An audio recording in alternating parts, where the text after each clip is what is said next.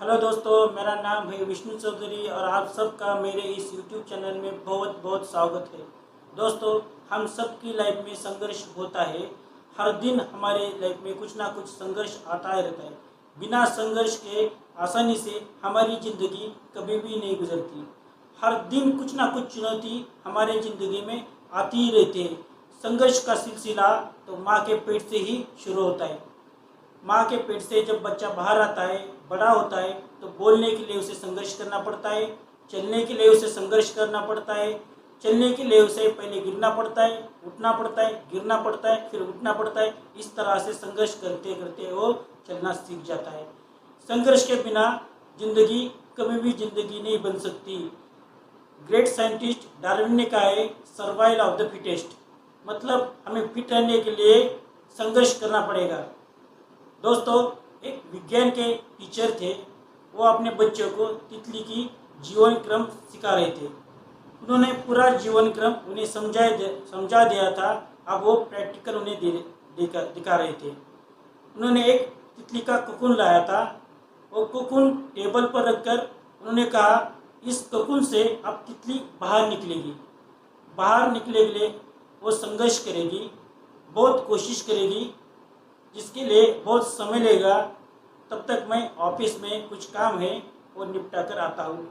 कोई भी बच्चा इस तितली के कोकून को छुएगा नहीं या तितली की किसी प्रकार की मदद नहीं करेगा। और वो टीचर चले गए। बहुत देर के बाद उस कोकून को तितली ने छेद कर दिया और उस छेद से बाहर आने की वो कोशिश कर रही, लेकिन बहुत कोशिश करने के बाद भी वो उस कोकून से बाहर ना आ पाई।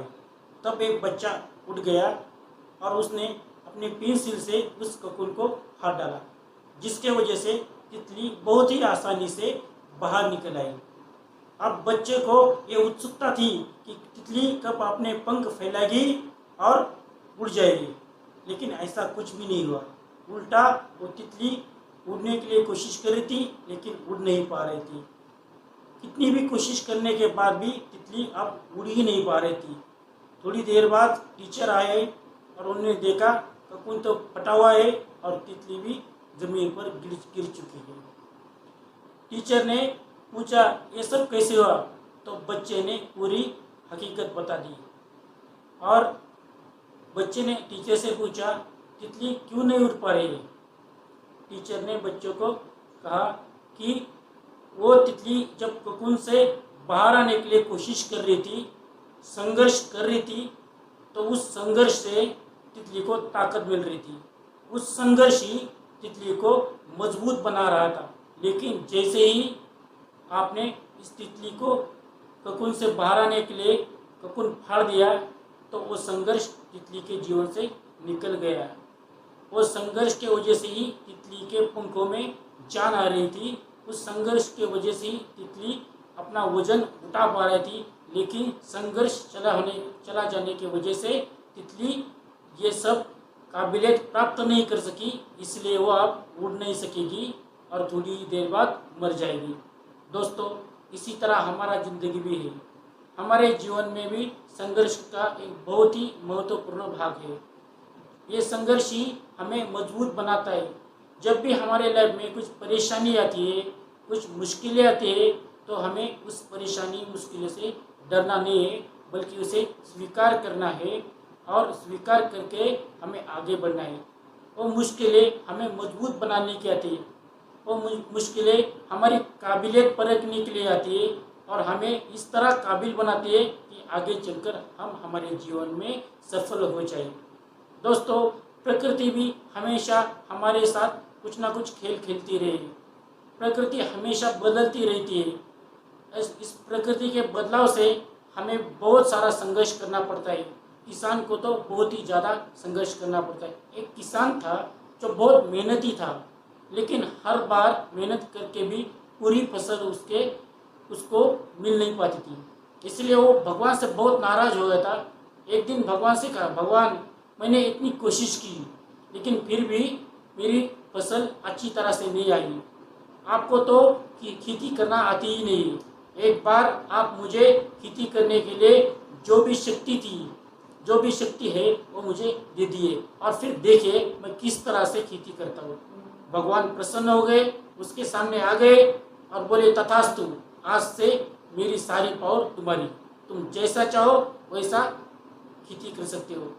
किसान खुश हो गया और किसान ने फिर बीज लगाना शुरू कर दिया, और बीज लगाकर वो बीज के लिए जो कुछ भी जरूरी था वो सब समय समय पर करता था। जब धूप चाहिए थी तो धूप निकाल देता था, जब बारिश चाहिए तब बारिश करता था। उसने उस बीज के लिए जो कुछ था वो सब आसान कर दिया। उसने कभी भी आंधी को या तूफान को उस फसल तक पहुंचने नहीं दिया, और इसकी वजह से वो फसल बहुत ही बढ़िया हो चुकी थी। पूरा खेत हरा भरा हो चुका था, पूरी तरह से उसकी फसल अच्छी तरह से बनकर निकल चुकी थी। अब वो बहुत खुश था। उसने भगवान को बुलाया, देखो भगवान, मैंने किस तरह से खेती कर दी है, किस तरह से फसल उगाई है, अब फसल काटनी है और फसल से अनाज निकालना है। और वो उस प्रक्रिया में लग गया। उसने पूरी फसल काट दी और अनाज निकालने की प्रक्रिया करने लगा। जैसे ही उसने उस फसल की बालियाँ तोड़ी तो उस बालियों में से किसी तरह का अनाज बाहर नहीं आया। वो बालियाँ पूरी तरह से खाली थी, एम्प्टी थी। उसे बहुत आश्चर्य हुआ। भगवान की तरफ वो देखने लगा और भगवान को बोला, ये सब क्या हुआ? भगवान मुस्कुराए।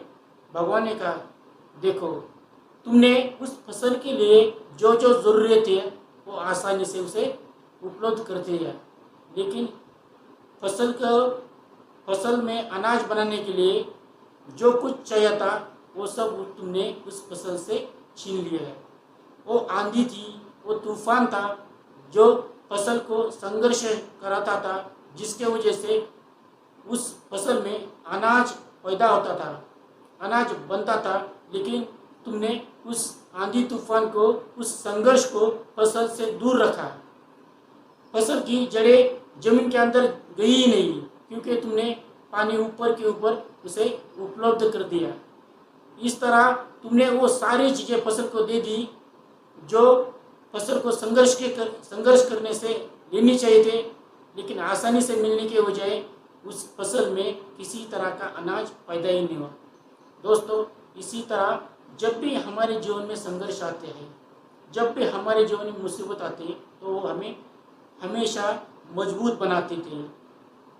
संघर्ष सिर्फ उन लोगों के हिस्से में आता है जो लोग बड़ी काबिलियत के साथ उसे हैंडल करते हैं, उस अवसर में बदल करते हैं, अपने आप को मजबूत बनाते हैं और अपने आप को सफल बनाते हैं। संघर्ष हमेशा हमें मजबूत बनाता है, चाहे हम पहले कितने भी कमज़ोर क्यों ना हो। दोस्तों, अगर आपको मेरी ये बातें अच्छी लगी हो तो मेरे इस वीडियो को लाइक कर दीजिए, मेरे सेल्फ हेल्प इस यूट्यूब चैनल को सब्सक्राइब करें और इस वीडियो को अपने दोस्त के लिए शेयर करें। Thank you for watching my video.